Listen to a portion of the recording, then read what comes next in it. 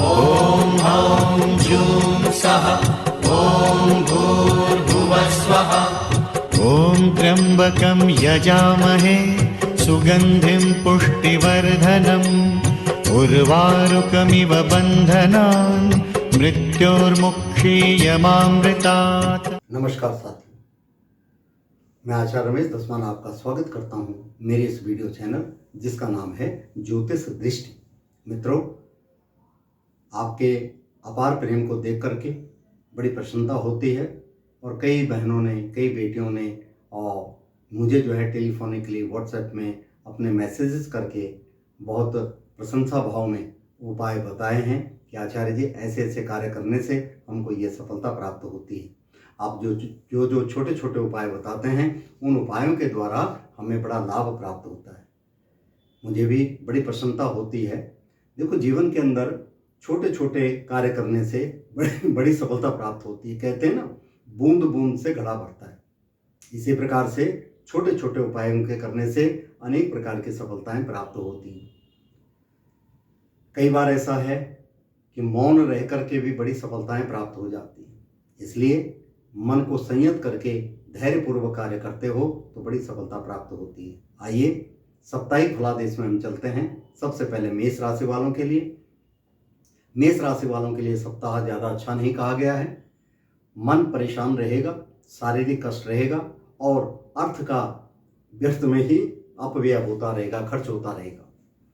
इस सप्ताह के अंतर्गत मेष राशि वालों के लिए करना क्या है? माँ भगवती जगदम्बिका का ध्यान करें। सर्व मंगल मांगल्ये शिवे सर्वार्थ साधिके शरण्ये त्र्यंबके गौरी नारायणी नमोस्तुते।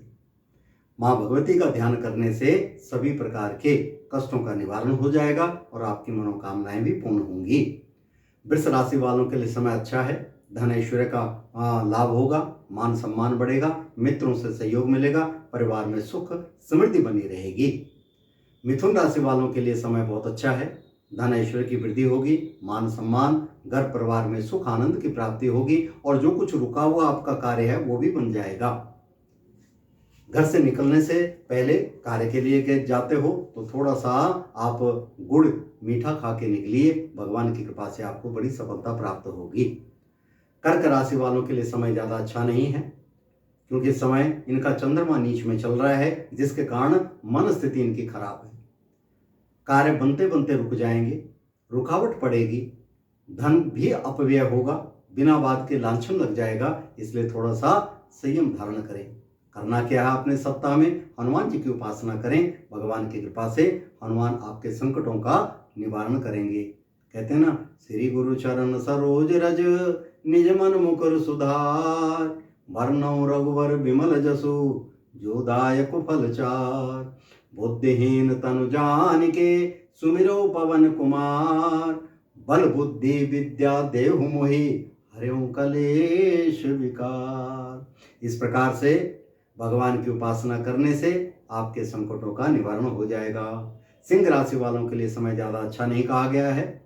थोड़ा सा मन इनका व्यथित होगा, कार्य बनते बनते रुक जाएंगे और कई बार मन इतना परेशान उत्पन्न होगा कि अपने आप ही चिंता में पड़ जाओगे। इसलिए चिंताओं से दूर हो करके भगवान सूर्य नारायण का ध्यान करें या भगवान शंकर जी की आराधना करें। कहते हैं ना, नागेंद्र हाराय त्रिलोचनाय भस्मांगरागाय महेश्वराय नित्याय शुद्धाय दिगंबराय तस्मै यकाराय नमः शिवाय। और कुछ नहीं, ओम नमः शिवाय, ओम नमः शिवाय, ओम नमः शिवाय। इस अक्षर को कम से कम 11 बार प्रतिदिन पढ़ें। भगवान शंकर जी आपकी मनोकामनाओं को पूर्ण करेंगे। कन्या राशि वालों के लिए समय अच्छा है। धन ऐश्वर्य की वृद्धि होगी, मान सम्मान बढ़ेगा, मित्रों से सहयोग मिलेगा, व्यापार में वृद्धि होगी। जो विद्यार्थी पढ़ने इत्यादि में कार्य कर रहे हैं तो उनकी मनोकामनाएं पूर्ण होंगी, अच्छे नंबरों से पास हो जाओगे। तुला राशि वालों के लिए समय अच्छा नहीं कहा गया। थोड़ा परेशानी चल रही है, शारीरिक मानसिक आर्थिक रूप से भी परेशान चल रहे हो। बनते बनते कार्यों में रुकावट पड़ रही है, सोच कुछ और रहे हैं, हो कुछ और रहा है। इस प्रकार की चिंताएं आपके जीवन में चल रही है। इसलिए तुला राशि वालों को चाहिए इस समय यदि कर सकते हो तो गौ माता की सेवा करें। माँ गौ माता की सेवा करने से 33 कोटि देवी देवता प्रसन्न होते हैं और आपके विकारों का भी निवारण हो जाएगा। तुला के बाद चलते हैं वृश्चिक राशि में। वृश्चिक राशि वालों के लिए यह समय बहुत अच्छा है। धन ऐश्वर्य की वृद्धि होगी, मान सम्मान बढ़ेगा, मित्रों से सहयोग मिलेगा, अनेक प्रकार की सफलता आपके चरण छूमेगी। वृश्चिक के बाद धनु राशि वालों के लिए समय नीच चल रहा है, यानी कमजोर चल रहा है। कार्य बनते बनते रुक जाते हैं, मन व्यथित हो जाता है, परेशानी उत्पन्न हो जाती है, बोलना कुछ और चाहते हो, कुछ और हो जाता है। इस प्रकार से विचारों पे और वाणी को संयम में बरतें तो लाभ होगा। कहते हैं ना, मीठी वाणी बोलिए मन का आपा कोई, औरन का मन शीतल करे आपो शीतल हो। इसलिए थोड़ी वाणी पर संयम निरंतर बरतिए और शब्दों का प्रयोग सही कीजिए तो आपको लाभ मिलेगा। नहीं तो किसी से कहा सुनी हो सकती है, झगड़ा हो सकता है, इसलिए विचार करना। इस सप्ताह करना क्या है, गणेश जी की उपासना करें। गजाननम भूत गणादि सेवितम कपीत्यजम फलचारु भक्षणम उमासित अवशोध विनाश कारकम नमामि विघ्नेश्वर पाद पंकजम। यह श्री गणेशाय नमः, इस प्रकार से बोलने से आपके कई प्रकार के कष्टों का निवारण हो जाएगा। आइए धनु के बाद चलते हैं मकर राशि में। मकर राशि वालों के लिए समय बहुत अच्छा है।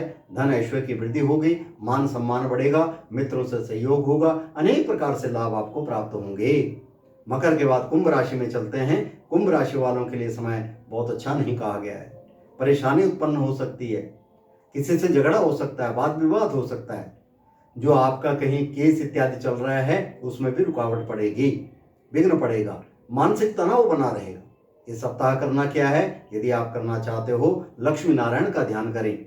नारायण भगवान आपके सभी प्रकार के कष्टों का निवारण करेंगे। या पूर्णमासी का व्रत रखें, प्रत्येक वीरवार को पीला दान करें, भगवान की कृपा से आपके संकटों का निवारण होगा। कहते हैं ना, शांताकारं भुजगशयनं पद्मनाभं सुरेशं विश्वाधारं गगन सदृशं मेघवर्णं शुभांगं लक्ष्मीकान्तं कमलनयनं योग विद्या निगम्यं वंदे विष्णु भवभयरणं सर्वलोकैकनाथम। इस प्रकार से नारायण की उपासना करने से सभी प्रकार के कष्टों का निवारण होगा। मीन राशि वालों के लिए समय बहुत अच्छा है। धन ऐश्वर्य की वृद्धि होगी, मान सम्मान बढ़ेगा, परिवार में सुख आनंद की प्राप्ति होगी, अनेक प्रकार से लाभ आपको प्राप्त होते रहेंगे। और इस सप्ताह सभी राशि वालों ने करना क्या है, यदि आप करना चाहते हो मित्रों, इस सप्ताह के अंतर्गत गौ माता की सेवा करें, आपको बड़ी सफलता प्राप्त होगी। आपके घर में किसी प्रकार के संकटों का निवारण होता चला जाएगा यदि गौ सेवा आप करते हो। वृद्ध लोगों की सेवा कीजिए। घर के अंदर माता पिता हैं, उनके चरण स्पर्श करके आशीर्वाद लेकर के उनको प्रसन्न कीजिए। भगवान की कृपा से आपको सभी प्रकार का लाभ प्राप्त होता रहेगा। इन्हीं शब्दों के साथ मैं अपनी वाणी को विराम देता हूँ। नए विचारों के साथ, नए शब्दों के साथ साप्ताहिक फलादेश में फिर आएंगे। तब तक के लिए नमस्कार।